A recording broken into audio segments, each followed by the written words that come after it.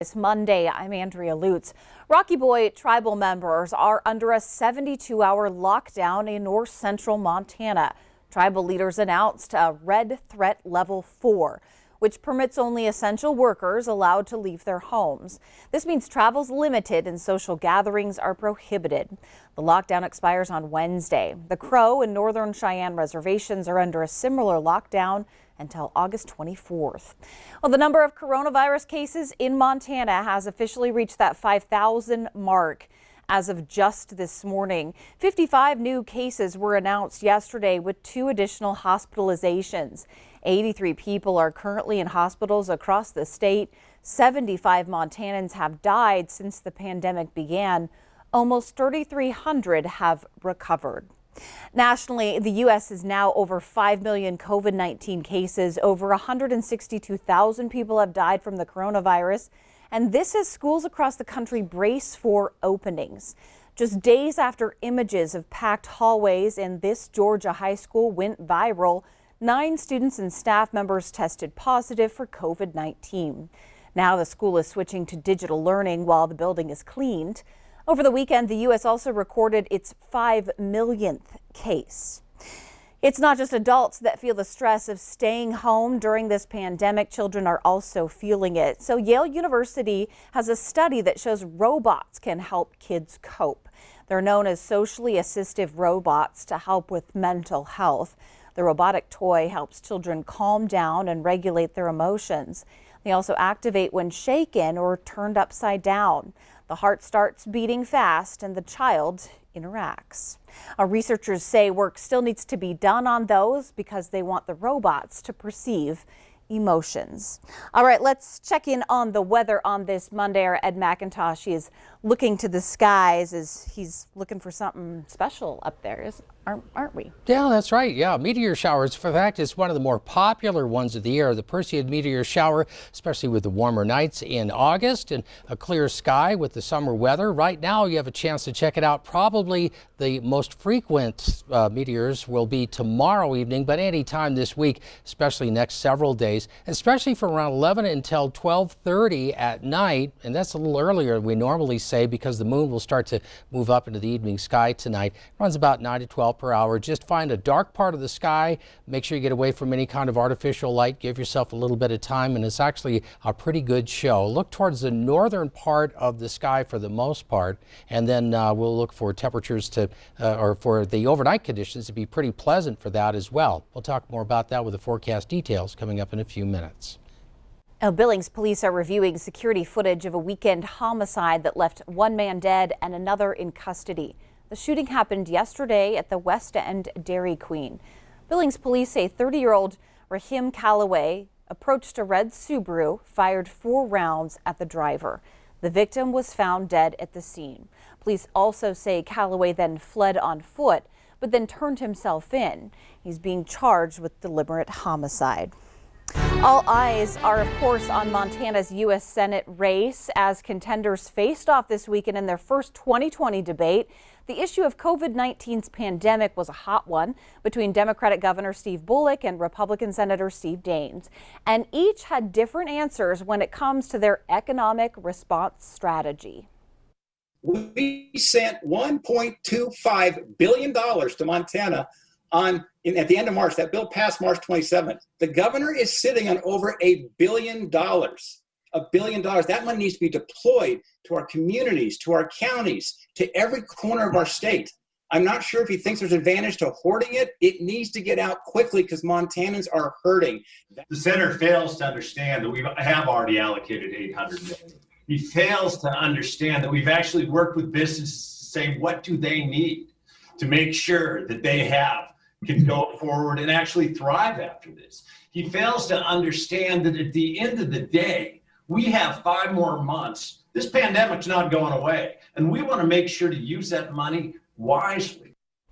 Polls show the race to be a toss-up, with both candidates having leads within the margin of error. Gallatin and Missoula counties have adopted a joint resolution to establish a Big Sky passenger rail authority. 2 is all that's required under state law. Another 10 Montana counties also signaled their intent to join. Missoula County wants to restore passenger service across Montana's southern tier. Yellowstone and Lewis and Clark counties have yet to join in. The mission would also require support from the state's congressional delegation. A big change for anyone who shops at Family Dollar or Dollar Tree stores. Masks are now required for all shoppers, workers, and vendors. In Montana, masks in public places are already required. It's just now a nationwide policy for these stores. Workers will get masks if they don't have one. They were required in early July, but then this company reversed those rules. Both Family Dollar and Dollar Tree are owned by the same company. Amazon has a plan that could bring people back to struggling malls. Amazon and Simon Malls want to use old JCPenney's and Sears stores and turn the locations into Amazon fulfillment centers. This is all according to a Wall Street Journal report. Talks have been going on since before the pandemic, and the move could involve same-day pickup and delivery services. Farmers are expected to receive $33 billion in aid this year to rebound during the pandemic. Farm bankruptcies rose 8% this year. Farmers finding themselves hurting as the pandemic caught off supply chains and closed markets around the world. The Farm Bureau Federation expects California farmers to be hit the worst. They're expected to lose more than $8 billion this year alone. There's a new coffee shop that is rebounding in a time of uncertainty. This is Rail Line Coffee, now open in Billings. The nonprofit business says it hopes to help revitalize the community and offer jobs to those who have trouble finding work. But the shop almost didn't get the chance to open. That's because construction came to a halt after the pandemic hit in March. The group, though, pushed on. They got the work finished and they were able to open their doors. Well, after the Missoula Marathon was canceled this summer, organizers decided to get creative and keep Montanans active even through the pandemic. Run Wild Missoula decided to combine the world of running to create the Run for Missoula virtual series. Instead of crowded starting lineups and worrying about social distancing, the virtual series offers runners the chance to still get exercise and be competitive. The series offers 4 races, with the first the River City Ramble, and that one starts on August 24th. Really excited to have an engagement opportunity for our members in the running and walking community, but we also are really excited about the ability to drive some dollars to all of these organizations that all need some help in this time. And each of the 4 different races will also be giving funds to different associations all across Missoula. I'll get ready to twist and turn because ahead on the new news, we're taking a trip inside the Montana Fair to meet a few contortionists who are turning out to be a crowd favorite. Oh my goodness, look at that. But coming up next is Ed with your statewide weather forecast.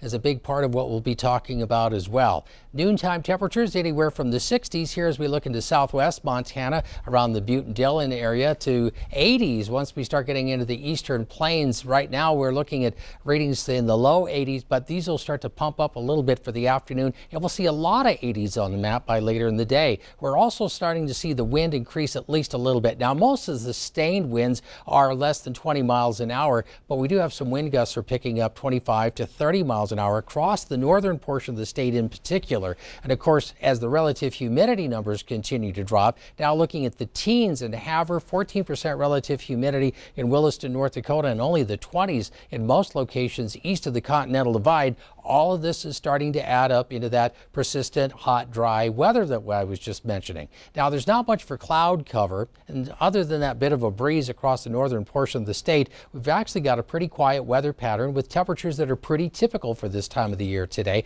No real surprises for us. So as we start getting into the afternoon, we'll look for that dry weather to persist. Now, everything in the red shaded areas has already been flagged a red flag warning for tomorrow, which means that fire weather conditions become critical by the time we start getting later in the day. As the cold front passes through the area, it will act as a trigger to get some of the winds going. And of course, that's just bad news as far as our fire weather prognosis goes, but we're looking at some hot temperatures into the eastern plains, as hot as the 90s tomorrow afternoon. Now Wednesday, as the front pushes through, it looks like we should pick up some rain showers here in the areas highlighted in green, But for the most part, we're going to be looking at pretty dry conditions, so it's going to be very hard for anything to reach the ground, and likely that will produce nothing more than dry thunderstorms with lightning and gusty winds, again aggravating some of the wildfire concerns that we have. So temperatures for today are going to be mainly into the 80s for later on into the afternoon. Looking for temperatures this afternoon pretty close to the 30-year average for the most part. And with the clear sky and temperatures being affected by the low humidity, most of the readings drop down into the 40s and 50s by first thing tomorrow morning.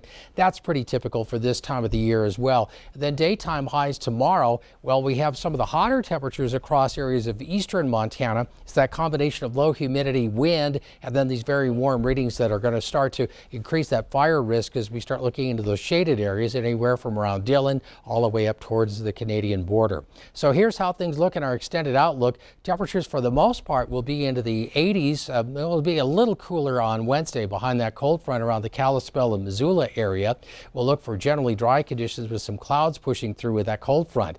Temperatures slip a little bit midweek for us in Great Falls and Helena. Only isolated storms in the area with likely dry conditions. That could just cause that wind. Temperatures around Butte and Bozeman drop from the 80s down just a little bit into the 70s as we start getting towards the end of the work week. That should actually make for some pretty pleasant conditions. Glendive and Billings will see some of the hottest temperatures in the eastern plains tomorrow and again on Wednesday. Check out readings close to triple digits in the eastern plains with the overnight lows in the 50s and 60s. Back to you, Andrea. All right, thanks, Ed. Aside from the rides and the carnival food, some performers with unique talents can be seen at Montana Fair in Billings. MTN's David J. introduces us to a pair of contortionists with the Thomas Carnival Circus. Margarita Cedeno Leon does her contortionist act at Montana Fair. Actually, it's no pain, but sometimes I can't breathe when I put my head in the middle of my feet. So when I practice, sometimes I can't breathe, but it's not hard for me. It sounds bad, contortion show, but it's just extreme athleticism is what it is, to be able to make those turns like they do. Really athletic. John HANSCHEN brought the circus act to the Mighty Thomas Carnival. We've not had something like that for years, and going back in the carnival history, it used to be rides and performances. In current years, it's been mostly rides. And this year in a pandemic year, this nice family travels with us and puts on a great show. Margarita's sister Melanie is also part of the show. And when you are not focused too much, it's probably you gonna fall. So it's a little bit complicated. But it's fun. Yes. I really liked it. When you dress for the circus, you feel more like different. You feel like a different person. It's something when you feel, when you work, and when the people you feel like shining. Yeah, like that's you the shine. word. The Cedeno Leon sisters grew up in a circus family. We are half from Argentina and half Ecuador. We moved to Mexico and we grew up in Mexico. And they're enjoying Montana Fair and traveling around the country. This place is so beautiful and have amazing people here, and we just love USA. That's a very beautiful place. In Billings, David J., MTN News. And you can see the sisters perform at 7 o'clock every night. Your latest Egg News is next. Welcome back for today's Farm and Ranch News. In our headlines today, USDA's Farm Service Agency announced changes Friday for emergency haying and grazing of acres enrolled in the Conservation Reserve Program. FSA Administrator Richard Fordyce shares more on the program.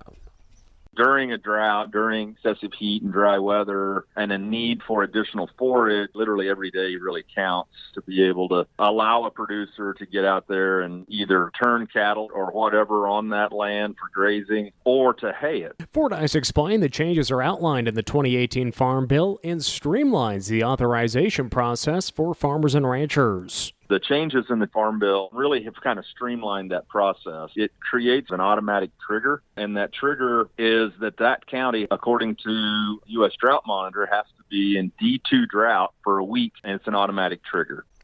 As of August 6th, the USDA reports that in Montana, Powder River, Gallatin, Beaverhead, Madison, Broadwater, and Jefferson counties are currently eligible for emergency CRP haying and grazing. Contact your local FSA office for more. In other news now, beef exports were down sharply from last year during June. That's according to data released by USDA and compiled by the U.S. Meat Export Federation. That drop reflects the lingering impact of a temporary slowdown in beef production, combined with restrictions on food service and weakening economies in major import markets due to COVID-19. The beef exports were close to the May lows, down 33% from last year at just over 79,000 metric tons, with value dropping 32% to $492 million. June's lamb exports, on the other hand, trended higher. Lamb exports during the month of June hit the second largest total of 2020 at 2,229 metric tons, 113% higher than a year ago. We'll be right back.